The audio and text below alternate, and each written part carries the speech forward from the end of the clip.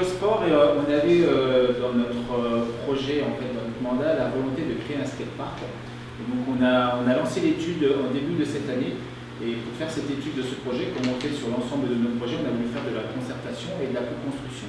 Donc on a créé un groupe avec des enfants, des jeunes, des très jeunes, des moins jeunes, des adolescents, mais aussi des parents ou même des usagers aujourd'hui qui utilisent des skateparks, pour essayer de définir avec eux ce qu'ils souhaitaient en termes d'usage. Est-ce que c'est juste un skatepark? Qu'est-ce qu'ils veulent faire dans ce lieu? Est-ce qu'ils veulent venir faire du skate ou autre chose? En termes de lieu aussi, quel est le lieu le plus adéquat dans la commune pour mettre cet aménagement? Et quels étaient les aménagements aussi souhaités autour? Voilà, parce que est-ce qu'on voulait mettre des bancs, des toilettes publiques, voilà, des tables de pique-nique? Donc tout ça a été travaillé avec ce groupe, c'est un groupe d'une trentaine de personnes, pendant 2-3 mois. Ils ont fait plein de propositions. On est même parti avec eux pendant un samedi entier, aller visiter autour de Saint-Barth, dans un rayon de 200 km, ce qui se faisait aussi en termes de skate autour de chez nous.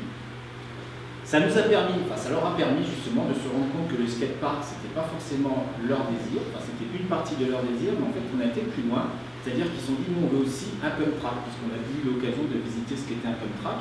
Et donc la finalité du projet, de notre projet initial, on voulait faire un skatepark, et à la fin on va faire justement grâce à la co-construction un skatepark et un pump track qui seront tous dans le même lieu. Donc un pump track c'est quoi? C'est vous prenez comme un circuit vélo, on va dire, avec des bosses, et ce qui fait que vous avez un pump track, ce qui permet des usages aussi différents, puisqu'il peut y avoir des vélos, des BMX, des trottinettes, en fait tous les moyens de glisse, c'est pour ça qu'on appelle ça une culture de glisse urbaine.